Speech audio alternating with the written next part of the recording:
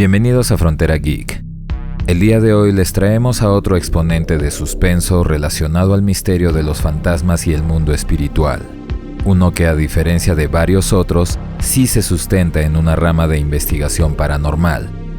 White Noise, también conocida como Voces del Más Allá.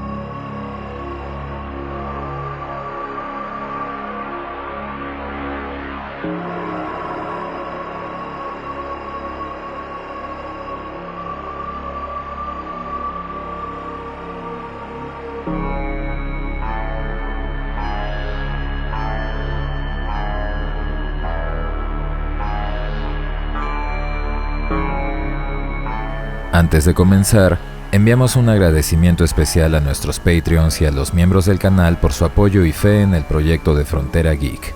Muchas gracias, amigos.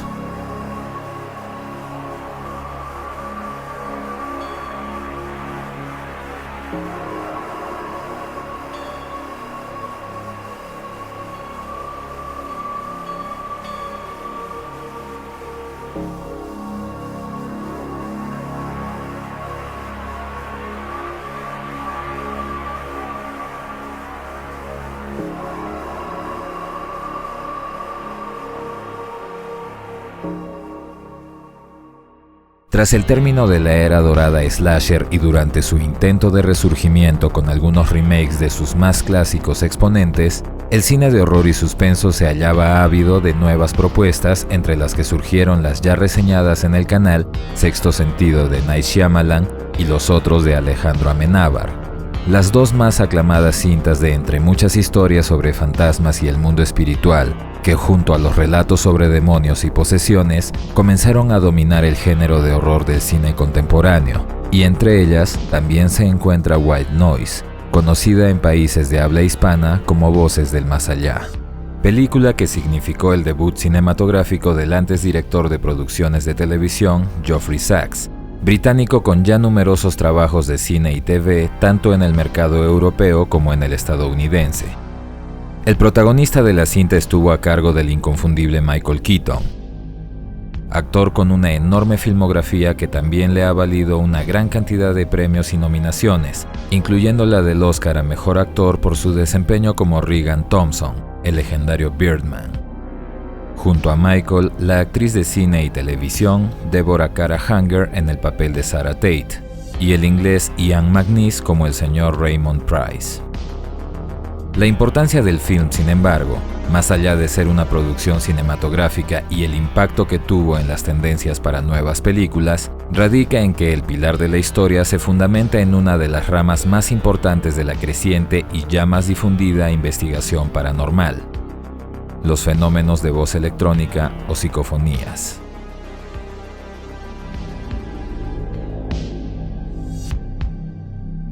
La cinta introduce a Jonathan Rivers, un hombre con una vida acomodada aparentemente común, padre de un hijo pequeño de un matrimonio anterior y feliz esposo de una mujer que le da una gran y esperada noticia: la llegada del primer hijo de ambos como pareja. Aquella misma mañana, su esposa Ana, escritora de profesión, sale en su auto para dejar al pequeño Mike en la escuela y luego dirigirse a ver a sus editores para el lanzamiento de su nuevo libro. Jonathan, mientras tanto, es incapaz de contener su emoción y llama la atención de todos en la constructora que como arquitecto dirigía. Todo en su vida parecía estar viento en popa. Aquella tarde, a su regreso, Jonathan encuentra su casa vacía, sin señal de su esposa, sin mensajes telefónicos y, curiosamente, ni siquiera señal de radio. Esperándola, Jonathan se mantiene ocupado trabajando. Trata de contactarla a su celular y le deja mensajes pidiendo una pronta respuesta con relativa tranquilidad, pero las horas pasaban y su ansiedad aumentaba. Llegada la noche, el hombre se queda dormido esperando el retorno de Ana, y es al querer verificar la hora que se percata de que el reloj se había detenido. Acto seguido, la radio parece encenderse sola y emite ruido blanco, estática, un signo desconcertante. Sin noticias sobre su paradero, Ana es declarada como desaparecida, siendo referida incluso en las noticias locales debido a su fama como escritora. Jonathan intenta mantener la calma, aunque al mismo tiempo parece resignado. Dada su condición, entrega a su pequeño hijo al cuidado de su ex esposa, quien, entendiendo su situación, le muestra su apoyo. De un momento a otro, la expresión y aura feliz de Jonathan se había transformado en una de depresión, inspirando curiosidad y lástima en aquellos que tenía cerca. Un día, antes de ir a la constructora, John nota un auto estacionado cerca de la entrada a su casa. Por curiosidad o desconfianza, también se enfoca en ver el rostro del conductor del vehículo. Es estando ya en su oficina, mientras intentaba mantenerse ocupado, que descubre que el hombre que había visto frente a su casa también estaba sentado en una banca enfrente de la constructora. Siendo ya evidente que aquel hombre tenía una intención de fondo, John lo encara y le exige que le diga por qué lo estaba siguiendo. Y es entonces que éste le confiesa que lo hacía porque, según él, su esposa ya había fallecido y él estaba recibiendo mensajes de ella provenientes del más allá. Ante tal respuesta, el incrédulo Jonathan guarda silencio y le da la espalda, pero el hombre insiste refiriendo que antes pasó por una situación similar con su fallecido hijo y que aquella comunicación logró darle paz. Relato que hace a Jonathan dudar y por el cual decide guardar la tarjeta con el contacto del hombre, Raymond Price. En casa, Jonathan pasaba su tiempo viendo filmaciones de Ana, aferrado a la esperanza de que un día simplemente reaparezca. Pero una noche, tras despertarse por el sonido del timbre de la casa, John pierde aquella esperanza al recibir a 2 oficiales de policía que habían llegado a entregarle una trágica noticia. El cuerpo de Ana había sido hallado flotando cerca de un puerto. Un posible accidente. Al parecer, Ana habría caído al agua al intentar cambiar un neumático dañado, y con fracturas en su brazo y su cráneo, le fue imposible no ahogarse. Los objetos personales recuperados le fueron devueltos, y finalmente, John tuvo que afrontar la trágica realidad, enterrando a la mujer con la que estuvo a punto de volver a convertirse en padre. 6 meses después de la tragedia, John intentaba reiniciar su vida mudándose a otra casa, un nuevo comienzo, aunque su inestable estado anímico le impedía pasar tiempo de calidad con su hijo, por lo que su ex esposa aún continuaba cuidándolo casi sin su participación. Un día aparentemente común, en la constructora, John y uno de sus compañeros quedan atrapados en un elevador cuando el fluido eléctrico se corta de manera extraña, momento en el que recibe una llamada telefónica de origen perturbador, el celular de su fallecida esposa. Tras algunos segundos en shock por la situación, la electricidad regresa y el elevador vuelve a funcionar, siendo ambos recibidos por uno de sus compañeros con normalidad. John, sin embargo, totalmente perturbado, se apresura en llegar a su oficina para verificar el estado del teléfono de su esposa, y es teniéndolo ya en manos, apagado, que John recibe una nueva llamada de ese mismo destino. Temeroso y dubitativo, Jonathan contesta el teléfono, pero lo único que escucha es estática y el término de la llamada. Durante la noche, el hombre despierta cuando le parece escuchar la voz de su esposa, y es al oír el timbrado de los recados telefónicos que se acerca para escuchar el nuevo mensaje. Solo una palabra, su nombre, Jonathan, en voz de su fallecida esposa. Asustado y ansioso, el hombre intenta repetir el mensaje, pero este simplemente desaparece, como si nunca hubiera existido. Su proceso de sanación había comenzado a romperse. Ante esto, Jonathan decide recurrir a aquel hombre que alguna vez dijo poder comunicarse con los muertos, Raymond Price. Después de ser recibido y presentarlo a Sarah, otra de las personas a las que había ayudado con el asunto inconcluso de un familiar fallecido, Raymond le explica la naturaleza de lo que hace.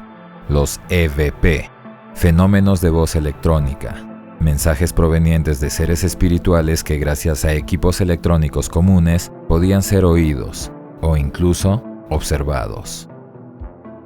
Raymond hace una demostración reproduciendo algunas de las cintas que antes había grabado, acto que no convence a John y que incluso le hace cuestionar su presencia en el lugar. Sin embargo, es recién cuando reproduce una cinta que supuestamente pertenecía a su esposa que John se quiebra y comienza a creer en lo que Raymond sostuvo desde un principio. Más aún con el testimonio de Sarah, quien le revela haber encontrado la paz gracias a Raymond tras el repentino fallecimiento de su prometido. Buscando un mayor acercamiento, John intenta hacer contacto por su cuenta, hablando con su esposa y pidiéndole que se comunique con él por cualquier medio posible. Es así que comienza a grabar cintas intentando captar algún mensaje, cintas que escuchaba en todo momento, mientras conducía o durante el trabajo. Su interés en comunicarse con Anna comienza a convertirse en una obsesión.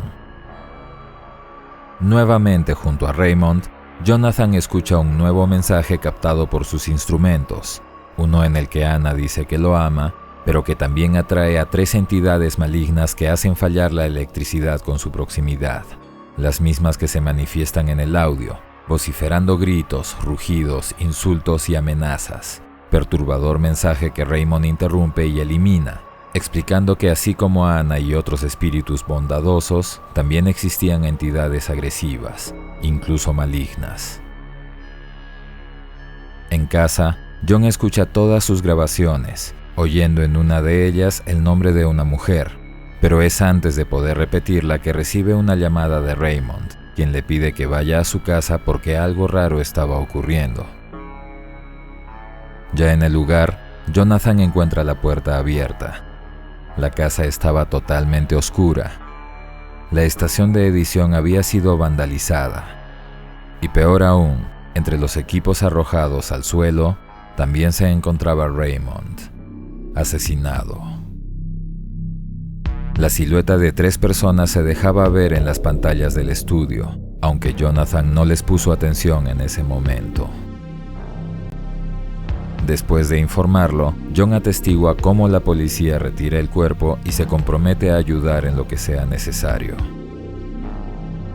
Después de la tragedia, en la tienda de libros de Sarah, ella y John organizaban todos los apuntes y cintas del fallecido Raymond, entre los que hallan numerosos registros de mensajes amenazantes.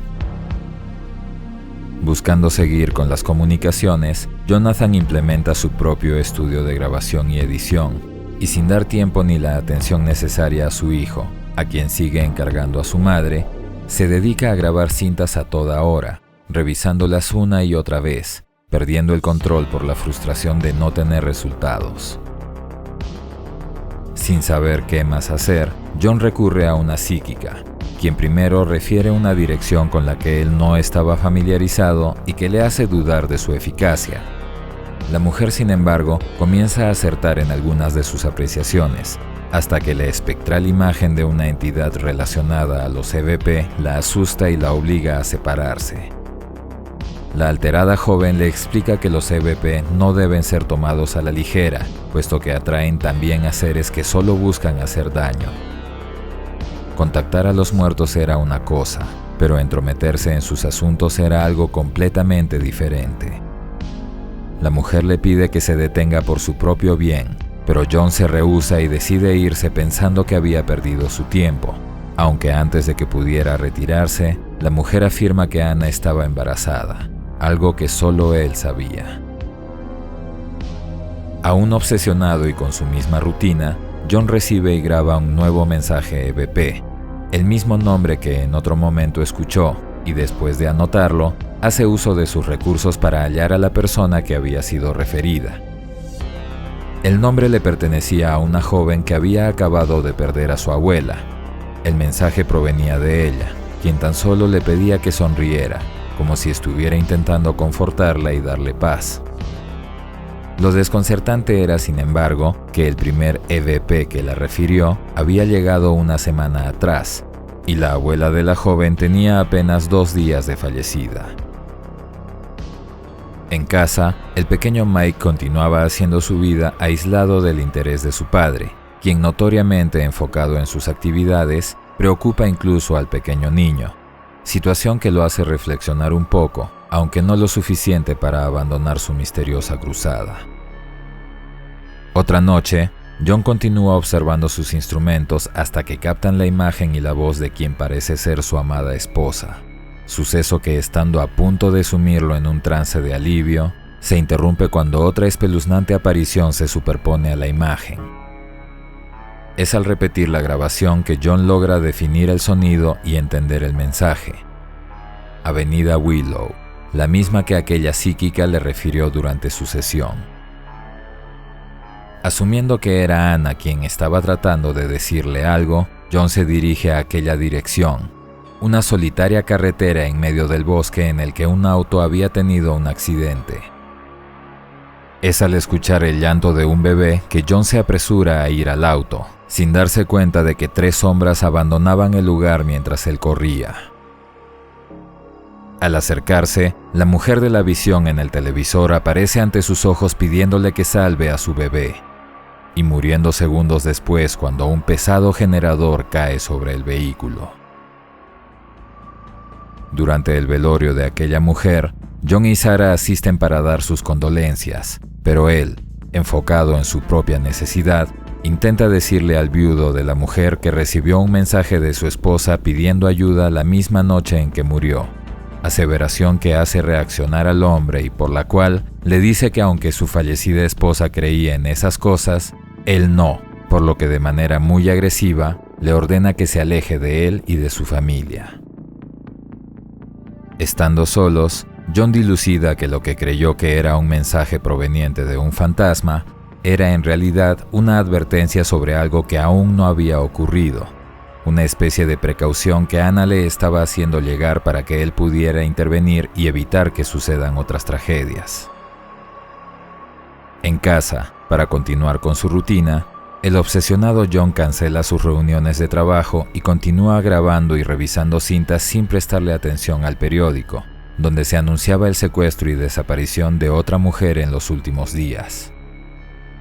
Es al revisar y filtrar una de las grabaciones con la computadora que Jonathan descubre un nuevo EVP. Una voz monstruosa diciendo «Ella es nuestra», junto a la imagen de 3 sombras. Aún más interesado, el hombre relata sus descubrimientos a Sarah, con quien descubre que la abuela fallecida, la madre que murió en el accidente, e incluso Mary Freeman, la mujer secuestrada, estaban en el registro de visitas de Raymond. Las personas que tuvieron contacto con él estaban muriendo una a una. Buscando evitar la muerte de Freeman, Jonathan vuelve a empeñarse en descubrir más pistas junto a Sarah, hasta que ambos terminan aterrados al ver en la pantalla el rostro de esta última, un signo de muerte premonitorio para ella. Sabiendo que estaba en riesgo, John acompaña a la mujer a su apartamento, donde se compromete a acompañarla y cuidarla durante toda la noche. En la madrugada, John despierta con una fuerte jaqueca, por lo que asegura la puerta y se dirige al baño para tomar aspirinas, proceso en el que aquellas entidades malignas aparecen. Al ver el objeto que colocó en el suelo y la puerta cerrada, John regresa a la habitación, encontrando a Sarah en trance, parada en el borde del balcón, desde donde se lanza hacia la calle. Incapaz de hacer nada para detenerla, John ve cómo la mujer se estrella contra una mampara varios pisos más abajo. Pero Sarah no había muerto. En el hospital, mientras ella recibía cuidados intensivos, John era cuestionado por la policía por su cercanía a ella durante el incidente y su coincidente hallazgo del cuerpo de Raymond tan solo días atrás. Poco después, al despertar, Sarah le dice exactamente las mismas líneas que John oyó decir en el EVP, por lo que decide dejarla en el hospital y regresar a su casa. Al entrar y dar algunos pasos, John descubre que su casa había sido irrumpida. Su estación de edición también había sido vandalizada, exceptuando por una pantalla en la que John escucha de nuevo la voz de Anna, quien le pide que vaya a un lugar y luego le muestra la silueta del puerto en el que su cuerpo fue encontrado. Mientras Jonathan se dirige al lugar, el detective a cargo de las investigaciones visita su casa y encuentra el desorden, observando también la imagen de la mujer secuestrada. En el puerto, John ve algunos signos iguales a los EVP y es guiado a un edificio abandonado donde había una luz intermitente. Mientras se acerca al lugar, llama al detective para avisarle su ubicación, aunque la señal del teléfono parece no ayudar a transmitir el mensaje. John ingresa y explora el desolado edificio siguiendo la luz hacia un piso superior, encontrando ahí otra estación de edición muy similar a la suya, sin saber que estaba siendo observado por alguien. El grito de una mujer llama su atención, y casi de inmediato, también la voz de su amada Anna, quien dejándose ver en el mundo físico, le insiste en que vaya a algún sitio, aunque no era claro si era el origen de los gritos o si por el contrario, le estaba advirtiendo que se vaya de aquel lugar. Es al escuchar más gritos femeninos que John se adentra en el edificio, encontrando una mesa con numerosas herramientas y químicos, herramientas de tortura. Es en un ambiente cercano en el que John encuentra a la mujer, aún viva pero amordazada, justo al lado de un hombre que conocía, su compañero de trabajo, quien le dice que ellos le hablan, que todo fue su idea, señalando una esquina en la que Jonathan también ve la silueta de 3 seres observándolos desde la oscuridad. Peor aún, el hombre también refiere a Anna, revelando que su desaparición fue obra suya. Fue él quien la secuestró. Fue él quien, torturándola con sus herramientas, le causó las fracturas que encontraron en su cuerpo.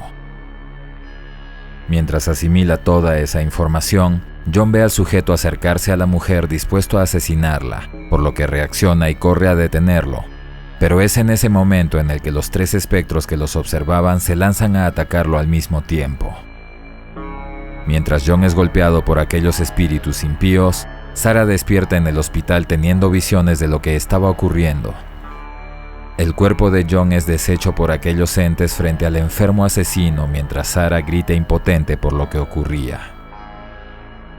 Sin John a la vista, el sujeto se acerca a la mujer para iniciar con su sádica tortura, momento en el que es abatido a disparos por los agentes policiales que gracias a la llamada de John habían llegado al escondite del asesino. El desalmado sujeto había callado para siempre, y así también John, cuyo cuerpo es hallado deshecho algunos pisos más abajo.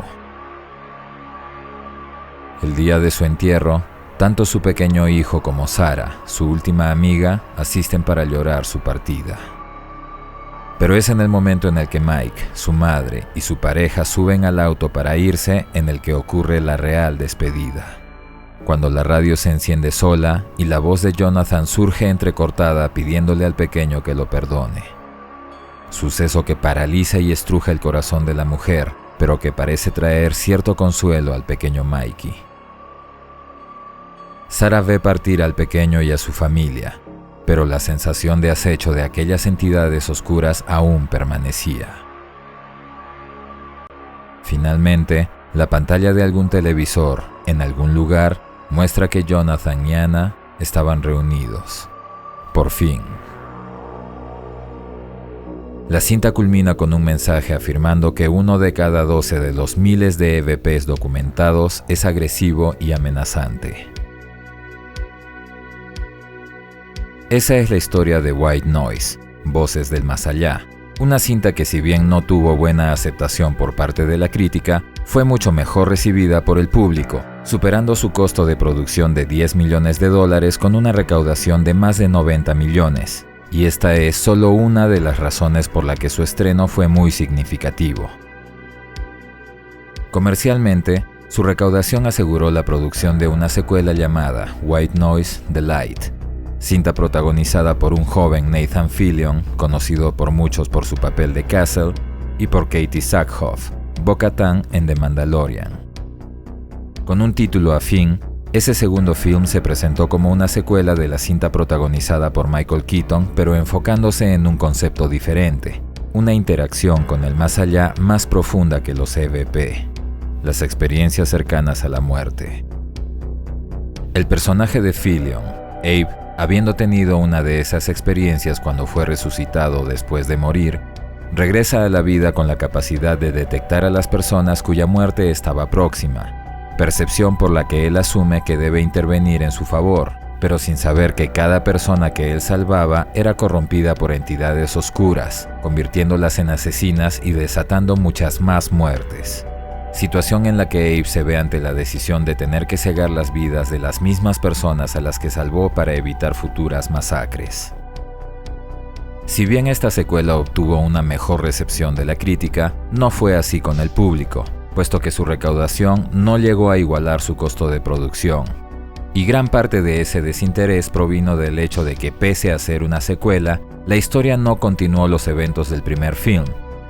No explicó la identidad de los 3 espectros que provocaron tantas muertes y tampoco trajo de vuelta a ninguno de sus personajes, habiendo podido continuar al menos con el de Sarah, quien al final del primer film aún estaba viva. Aunque esa secuela también usa los EVP como medio de narración, el nuevo enfoque de su trama apunta al mismo trasfondo que el primer film. Primero, que en el mundo existen fenómenos y misterios que no entendemos, y por lo mismo no debemos entrometernos. Y segundo, la aceptación.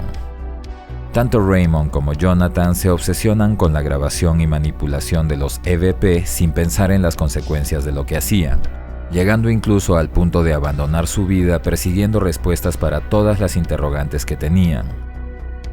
La diferencia física entre el Raymond joven junto a su hijo y el ya mayor denota un evidente abandono de sí mismo. De igual modo, Jonathan, quien cancela reuniones laborales y peor aún, no le brinda interés ni tiempo a su hijo, el familiar que aún tenía a su lado, buscando respuestas referidas a una persona que ya había fallecido y que de ningún modo iba a regresar. Es por eso que el espíritu de Jonathan pide el perdón de su hijo después de muerto. La cinta da a entender que todos aquellos que habían percibido mensajes provenientes del más allá por medio de los EVP o psicofonías eran perseguidos y asesinados por entidades oscuras, incluyendo al propio Jonathan. Y aunque inicialmente parece que los mensajes que recibe son para guiarlo a intervenir por el bien de las personas, al final, pese a salvar la vida de la otra mujer secuestrada, también lo conducen a su propia muerte. En ese punto se da la disyuntiva. ¿Era realmente la voz de Ana la que escuchaba? Y de serlo, ¿sus mensajes eran para guiarlo a intervenir o para evitar que lo haga? Aunque esa segunda opción parece ser la más acertada, también está el hecho de que si Jonathan no hubiera actuado, la segunda mujer también hubiera sido torturada y asesinada, y el elemento humano maligno presente en la trama, el asesino enfermo, nunca hubiera sido atrapado ni ajusticiado. La cinta sin duda deja muchas interrogantes que quedan a interpretación personal, pero el punto más importante por el que ésta se hizo conocida fue porque creó legítimo interés del público en los EVP o psicofonías. Y es que sí, los fenómenos de voz electrónica son reales. Primero hay que explicar el título original del film, White Noise, ruido blanco, término que no solo obedece al genial disco en vivo de la legendaria banda Soda Stereo, sino que es utilizado para referir sonidos que contienen muchas frecuencias de similar intensidad, tales como la estática de radio o televisión.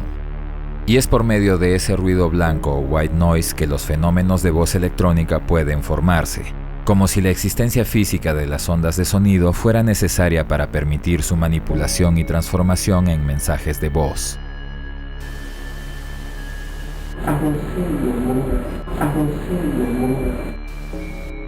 Así es como lo explican los expertos y estudiosos de la AAEVP, Asociación Americana de Fenómenos de Voz Electrónica, un organismo donde algunos consideran los EVP como algo paranormal, relacionado a la espiritualidad, mientras que otros lo hacen como otro misterio científico del que la humanidad aún no tiene conocimiento ni medios de entendimiento. Lo que sí parece ser un condicionante es que los EVP suelen aparecer en lugares donde ocurrieron eventos trágicos como suicidios, asesinatos o accidentes, o donde se reporta otro tipo de actividad inexplicable como apariciones, fenómenos poltergeist y otros similares.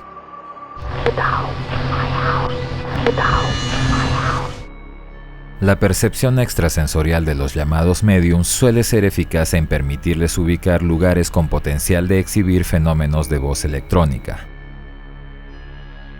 Si bien la Asociación de Estudio de los EVP fue fundada recién en 1975 por Sarah Estep en forma de un boletín informativo, el interés generado en el tema le permitió prolongar su publicación por casi 2 décadas, y luego extenderse como un organismo de cientos de miembros en más de 40 estados de los Estados Unidos y una decena de países distintos. Personas que, tal como es presentado en la película, en la mayoría de los casos, llegaron a la asociación buscando consuelo y respuestas ante la pérdida de un ser querido.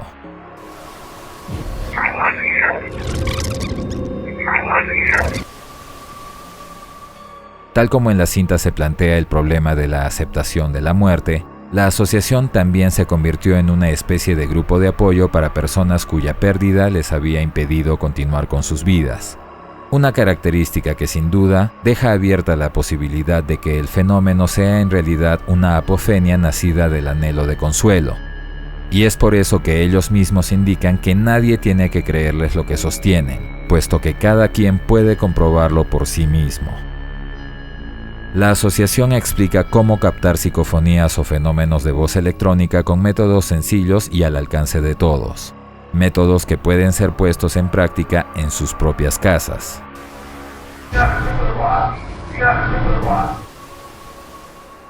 En el momento en que la cinta fue lanzada, es decir, en el 2005, sus recomendaciones incluían un simple grabador de cintas conectado con un micrófono básico. Pero la clave para que funcione es que también había que proveer de un sonido de fondo, un fluido de agua, estática de radio o televisión, el sonido de un ventilador, etc. Y finalmente, unos audífonos de la mejor calidad posible para escuchar con mayor definición el sonido captado. En aquel entonces existían incluso grabadoras del tipo IC, dispositivos equipados con un sistema de activación automático al sonido de la voz, algo que facilitaba mucho la captación de sonidos, eliminando los minutos de silencio innecesarios, y más aún, el sonido interno del mecanismo era el ruido de fondo que permitía la formación de los EVP. Ya no era necesario proveer de un ruido blanco. En la actualidad, la tecnología ha progresado tanto que los medios de grabación se encuentran en todo lugar, en cada uno de los teléfonos que todos, rutinariamente, usamos día a día. Y cada vez son más sencillos y simples los programas que podemos usar para filtrar, pulir y analizar el sonido. ¿Se atreven a probar el método? ¿A intentar captar un mensaje o voz paranormal proveniente de otro plano de existencia? Solo recuerden que una vez hecho, tendrán que convivir con ese nuevo conocimiento. Están advertidos. Esperamos que esta reseña les haya gustado. Déjennos su like, compartan el video, suscríbanse activando la campanita y recuerden que pueden hacerse miembros del canal o de nuestro Patreon y así ayudarnos a traerles mucho más contenido como este. Soy Dexeo, gracias por el apoyo y preferencia. Hasta la próxima.